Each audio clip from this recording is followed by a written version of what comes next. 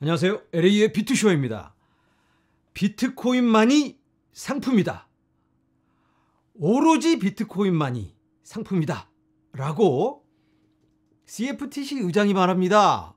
이거 약간은 충격적인데, 지난달만 해도 이더리움도 상품이지 라고 얘기를 했었는데, 아니 왜 갑자기 지금 CFTC 의장이 비트코인만이 자세한 소식 한번 살펴보도록 하겠습니다.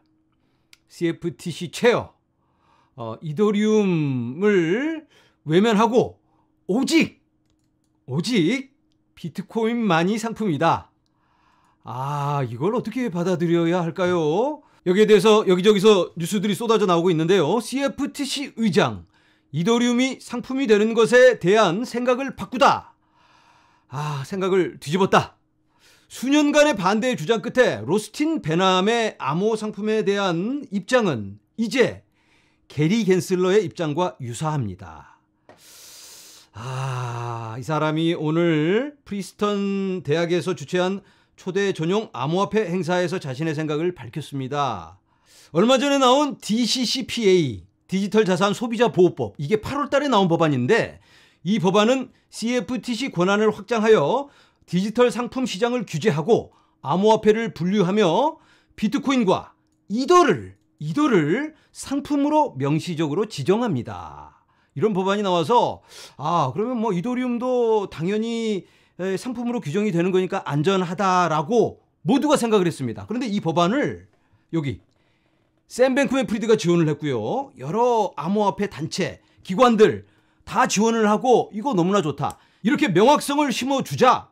이래서 굉장히 긍정적으로 반응을 했는데, 이제 와서 이 타이밍에 이렇게 이 사람이 뒤집는 걸 보니까 혹시 또 다른 의도가 있는 게 아닐까, 혹시 샘 뱅크맨 프리드하고 연결된 건 아닐까 하는 의심을 사고 있는데요. 그런데 이건 뭐 확실한 건 아니고 그럴 수도 있다.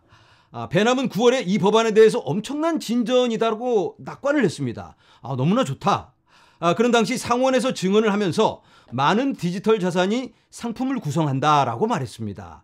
그러니까 비트코인, 이더리움만이 아니고 여러 다른 암호화폐 자산들이 상품이다라고 이야기를 해서 전반적인 암호화폐 업계에서는 뜨겁게 반응하면서 이 사람을 지지를 했었는데, 이제 와서 이걸 뒤집어 엎는다. 좀 납득이 가질 않는데, 이 사람은 지난달까지만 해도 이 직책을 맡은 것으로 보이며 이 문제에 대해서 증권거래위원회 SEC 위원장 게리 겐슬러와 의견이 일치하지 않는다고 말했습니다. 게리 겐슬러랑 계속 부딪히면서 내 거다 하고 밥그릇 싸움을 하고 있었습니다. 왜 이제 와서 혹시 게리 겐슬러랑 뭔가 조율이 있었던 건 아닐까? 아니면 또 혹시 아까 말한 것처럼 샘 뱅크맨 프리드와 뭔가 혹시 뭘 받아먹어서 이렇게 수습을 하려는 게 아닌가 하는 의심이 일어나고 있는데, 이건 어디까지나 의혹입니다. 의혹. 개인들의 의혹. 아무 근거도 없이 그냥 혹시 그런 건 아닐까. 왜냐하면 너무나 갑자기 이렇게 뒤집으니까 보면 뭐 이제 여기저기서 CFTC 체어, Only Bitcoin is a commodity. 비트코인만이 상품이고 이더리움은 증권이다. 사실 이더리움은 증권이다라고 말한 건 아닙니다. 그런데 이제 언론에서 이렇게 확대 해석을 하고 있는 중입니다. 왜냐하면 오직 비트코인만이 상품이다라고 했으니까 그렇게 해석할 수도 있겠죠. 그런데 또 말이 안 되는 게, 그러면 라이트코인은 비트코인을 카피한 거잖아요. 거의 똑같습니다. 그걸 카피한 도지코인은 비트코인만 상품이라면 그러면 도지코인은 증권일까요? 그것도 좀 말이 안 되는데, 여기에 대해서는 추가적인 언급과 해명이 있어야 될 것 같습니다. 자, 여기에 대해서 마이클 세일러가 신나가지고 또 트윗을 날립니다. 거 봐라, 비트코인만 상품이래잖아. 그러니까 XRP의 존 디튼 변호사는 이 규제하는 놈들 봤지? 생각하는 거 봤지? 이더리움이 이 상품이 아니란 말이야. 얼마 전까지만 해도, 한 달 전만 해도 이더리움 상품이라며. 그런데 샘 뱅크맨 프리드의 이 사기가 드러나니까 이제 와서 이 워싱턴에서 이 기류가 바뀌고 있다. 이걸 또 날카롭게 지적을 하고 있습니다. 이거 약간의 충격이 아닐 수가 없죠. 이더리움의 앞길에 어두운 그림자가 두러지는 게 아닌가 이런 생각이 살짝 들긴 합니다. 아무래도 좋을 게 없잖아요. 지금 이더리움마저 끌려가서 증권이라고 이 고통을 당하게 된다면 전체 암호화폐 시장이 얼어붙을 수밖에 없겠는데, 그런데 뭐 비트코인은 크게 타격을 받을 것 같지는 않습니다. 이걸 통해서 조금 더 자리매김을 할 수도 있는 거고, 비트코인은. 그래서 비트코인은 현재는 뭐 좋다 이렇게 볼 수 있겠습니다. 그런데 다른 코인들은 지금 좀 불안하죠. 만약에 이게 기정사실화가 되고 여기에 맞춰서 뭔가 규제가 이루어지게 된다면 가장 큰 피해자는 누가 될까요? 당연히 이더리움이겠죠. 왜냐하면 가장 규모가 크고 또 이더리움은 증권이 아니다라고 아직까지 간주가 되고 있었으니까 그게 벌써 이더리움 가격에 반영이 되고 있었다고 볼 수도 있겠죠. 그 다음으로 피해를 입는 코인이 있다면 XRP. 왜냐하면 이더리움이 증권이 아니면 우리도 아니지. 이게 리플의 이 핵심적인 카드 중에 하나인데 이걸 뺏겨버리는 게 아닌가라는 생각이 드는데, 그렇게 생각해보니까 또 혹시 이 게리 겐슬러와 이 로스틴 베남 이 둘 사이에 어떤 모종의 거래가 있지 않았나 이런 의심도 해볼 수가 있겠죠. 의심입니다. 의심이건. 왜냐하면 지금 SEC가 궁지에 몰린 상태입니다. 리플의 친구들이 하나둘씩 생겨나고 법원에서는 오케이를 막 주고 있어요. 리플 쪽에 왠지 이 무게가 기울어져 가고 있는 것 같으니까 궁지에 몰린 SEC가 이 구원의 손길을 내밀지 않았나 이런 의심을 역시 의심을 해볼 수가 있는데, 여기저기 이런저런 의심할 구석이 너무나 많은 그런 행보인데 지금 이 사람이 왜 지금의 타이밍에서 이런 발언을 했을까? 이건 시간이 좀 지나면서 밝혀질 것만 같습니다. 자, 이제 전반적인 코인들을 이 상황에 연결을 시켜보자면 어떤 코인들이 타격을 또 받을 수 있을까요? 이더리움 기반 코인들은 대부분 또 위험할 수 있겠죠. 왜냐하면 게리 겐슬러가 이더리움 위에 있는 코인들은 다 증권이다. 왜냐하면 이더리움 서버가 미국에 가장 많으니까. 이런 주장도 펴왔으니까. 이 CFTC 의장이 게리 겐슬러랑 손을 잡고 한통속이 된다면 이더리움 기반 이쪽 관련 코인들은 좀 다 조금 불안해질 수가 있겠다. 그리고 또 예전에 제가 이 SEC 소송에 민감할 수 있는 코인들 순서별로 이렇게 제가 점수를 준 적이 있죠.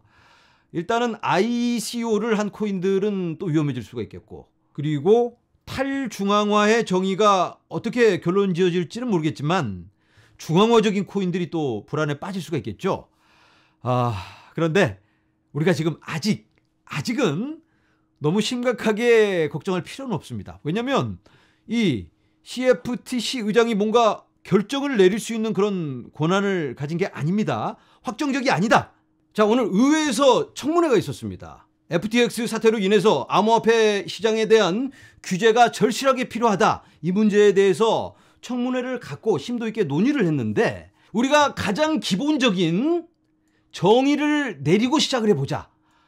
그게 어떤 의미일까요? 의회에서 당장 어떤 암호화폐가 증권이고 상품인지 이런 정의를 내려줘야지 명확성이 생기는 게 아니냐. 그래야지 거기에 맞게 규제를 할 수가 있고, 아까 이더리움이 어쩌고 저쩌고 CFTC 의장이 나는 이더리움도 증권이야 라고 말을 바꾼 거 굉장히 불안감을 주고 있는데, 우리가 여기서 잠깐만 멈추고 이걸 한번 봐야 됩니다. 그걸 정해주는 게 CFTC와 SEC가 아닙니다. 의회에서 결정을 해준다. 의회가 거기에 대해서 명확성을 정해주면 그 다음에 거기에 맞춰서 CFTC와 SEC가 이행을 하게 됩니다. 그래서 의회가 어떻게 정하는지가 더 중요하다라고 볼 수가 있겠습니다. 자, 그런데 이 의회에 있는 의원들이 잘 몰라요. 그게 문제입니다. 알아야 결정을 해주지. 그래서 오늘 청문회에 이분이 나와서 증언을 했는데, 이분은 스텔라 재단의 CEO입니다. 이 사람이 이 상황에 대해서 왜 규제가 필요하고 어떠한 명확성이 필요한지에 대해서 멋지게 설명을 하는데 초반에 나와서 스텔라가 뭐 하는 데인지에 대해서 이야기를 합니다. 스텔라를 통해서 세계 각국에 있는 모든 사람들이 USDC 스테이블 코인을 사용해서 어디로든지 돈을 바로바로 보낼 수가 있다. 이런 얘기를 하는데 머니그램하고 스텔라하고 파트너십입니다. 그래서 제가 만약에 미국에서 저 멀리 어디 남미 나라에 있는 제 친구한테 돈을 보낸다. 그러면 USDC를 넣어가지고 머니그램을 통해서 보냅니다. 그러면은 남미에 있는 친구가 머니그램으로 가서 이걸 그냥 돈을 바로 찾아갈 수가 있습니다. 그러니까 이런 것들을 벌써 하고 있다. 그러니까 명확성만 주어진다면 이러한 것들이 지금 현재 이 금융 시스템에 결합이 되어서 빠르게 발전을 할 수가 있으니까 빨리 그런 것들을 정의해 주셔야 된다라고 이분이 멋지게 설명을 했습니다. 그리고 이분이 DCCPA라는 암호화폐 소비자 보호법 거기에 대한 중요성도 이야기를 합니다. 그래서 오늘 여기에 대한 중요성을 너도 나도 이야기를 하는데 이 CFTC 의장 아까 그분도 DCCPA는 승인만 되었다면 FTX 붕괴를 막을 수가 있었는데 하면서 안타까운 그런 마음을 청문회에서 전하고 있습니다. 자, 그러면 DCCPA가 뭔지 한번 살펴보도록 하겠습니다. 화면에 보이는 요 법안인데요. 제가 한국말로 번역을 해놨습니다. 그런데 이 법안에 보면 어떻게 이 상품선물거래위원회에서 관할권을 갖고 여러 암호화폐 상품들을 관할을 할 수가 있을까 하면서 여러 가지 내용들이 나와 있는데 여기 보면 이 디지털 상품에 대한 정의가 나옵니다. 디지털 상품이라는 용어에는 비트코인 및 이더리움, 이더와 같이 일반적으로 암호화폐 또는 가상통화로 알려진 자산이 포함됩니다. 이것 때문에 많은 투자자들이 이더리움도 그럼 상품으로 취급이 되는구나 하고 박수를 치면서 기뻐하고 있었는데 그리고 아까 그 CFTC 의장도 이거 좋다 이거를 가리키면서 이게 만약에 승인되어서 사용되었다면 여러 피해자들이 피해를 안 볼 수도 있지 않았냐라고 얘기를 했습니다. 오늘 이 CFTC 의장의 발언 오직 비트코인만이 상품이다. 이더리움은 증권이다라는 의미를 가진 그런 의미를 내포하고 있는 그 발언 파장을 일으키지 않을 수가 없는데요. 이 문제에 대해서는 추가적인 해명이 있어야 될 것 같고 그리고 결국에는 의회가 결정해 주는 거다. 이걸 우리가 기억을 해야 될 것 같습니다. 여러분들 모두 용기 내시고 이 상황에 대해서는 추가적인 정보가 나오는 대로 알려드리도록 하겠습니다. 오늘은 여기서 인사드립니다. 여러분 감사합니다.